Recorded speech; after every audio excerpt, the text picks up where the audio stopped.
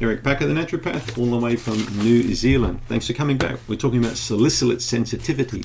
So if you've just jumped into this video and you haven't looked at the others, there's a whole series of videos on salicylate sensitivity that you may want to look at. Now we're going to talk about foods to avoid if you've got this kind of sensitivity, okay? Again, I'll repeat myself again. If you're taking aspirin every single day, for blood thinning or for stroke prevention or for other reasons, some people take for cholesterol lowering, for example, be sure that you don't do what I'm talking about, because it's likely a waste of time to take all of these foods out of your diet if you're taking 500-600 milligrams of salicylic acid in every day. That's what's got to stop. At least you have to cut that back to see if there's cause and effect in terms of the salicylates and the sensitivity that you've got. If you're taking the drug every day, you're only going to know by cutting back on the drug, not cutting back on the food. So let's look at foods to avoid now. If you're not on aspirin every day and you believe you've got a salicylate sensitivity, then this is the video for you, okay? I haven't found much information on the internet, particularly YouTube or social media, about salicylate sensitivity, and the things I have read, I heard on videos, is pretty weird, some of the stuff that people come up with, okay? You can't eat this food and you have to avoid all of these foods, and come on, just back off, slow down a bit, okay? Everyone's panicking about gluten. Everyone now is starting to panic about tomatoes and solanaceae, the nightshade family, because of lectins.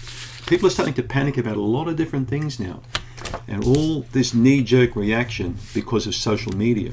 People are coming in there. I can find studies today that can show you that a wide range of foods that you're eating now may not be healthy.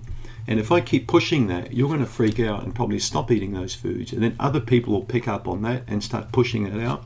And before you know it, I've started a whole new trend that water is toxic, that Coca-Cola is better for your health and stuff like that. So just be careful what you read, okay? Because some of it may be crap, all right? So what are you going to avoid? Well, the common thing that I always have worked with patients is, if you believe a group of foods is a problem because of something in that food that could be stimulating, like the salicylates, it's pretty darn obvious that the very first thing you do is take out the highest category of that food to see if there's any change in symptom. There's no point taking out the foods with the lowest level of salicylates first. You take them out with the very highest, and then you work in that order down, okay? Makes sense? It does to me, all right? So let's look at the really high category of salicylates. For example, if we look at spices and herbs, which I really like to work with in the kitchen, if we look at those, you've got to be really careful, okay? If we look at paprika, we look at curry powders, we look at harissa, we look at many formulations, like, little things made up, okay, with different spices in them, for example. Often they're very, very high in salicylates, and they can stimulate a reaction in people, all right?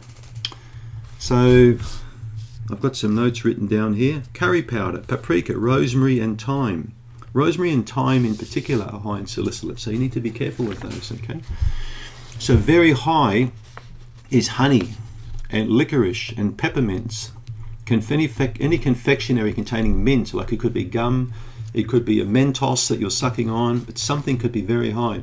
I gave up chewing gum years ago, and the reason being is because when artificial sugar started to come in, and I just started to notice a dryness of the back of the throat and the nose, and a very slow, dull headache I would get, every now and then. And this is just chewing a few pieces of gum a day. So when I gave that up, that dryness disappeared, that headaches disappeared.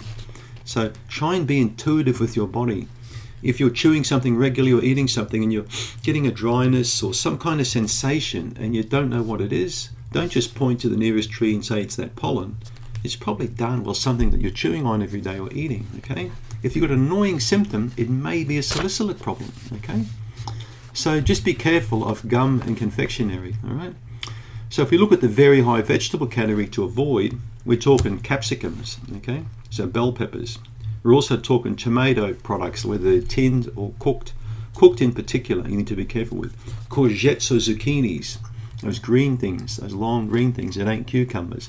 I really love them cooked up in olive oil, high in salicylates, okay? Green olives, red chilies, gherkins, radishes, endive, a kind of a lettucey kind of thing. If we go to the high but not very high category, we're looking at different types of sprouts, like alfalfa sprouts, okay? Broad beans, cucumber, eggplants, watercress. So, and again, tomatoes, in this time it'd be stewed or cooked. So just be careful of the tomatoes. We're not talking lectins here, we're talking salicylates, all right? If we look at the very high for the fruits to avoid, if you think you've got a salicylate problem, the berries. Okay, all the berries. Apricot would have to be one of the highest, though. Blackberry, blackcurrant, blueberry, boysenberry, cherries, guavas, dates, grapes, loganberry, oranges, pineapples, plums, prunes, raisins, raspberries, red currant, any dried fruits too, basically. Dried fruits are very high in salicylates. Now, this is a mistake many vegans make and vegetarians, is they load up on dried fruit. Lots of dates, lots of apricots, lots of figs, all this kind of stuff. Lots of bloating and farting, people. Just be careful. Too much sugar, too much salicylates can cause a problem with your immune system. All right. And nuts, if we look at very high, we're looking at almonds and water chestnuts. But many nuts are moderate in salicylates. I've always maintained to patients never to eat handfuls of nuts in one day. And many people believe that you can eat several tablespoons of almonds or hazelnuts every day. It's not a great idea. These are very concentrated foods. These are seeds that make a whole tree grow. They're potentially super powerful foods. Only eat a few here and there. It's not good to eat large amounts in one sitting of any kind of food that you like, because this is where many people end up coming to my room to talk to me about some problem that they got.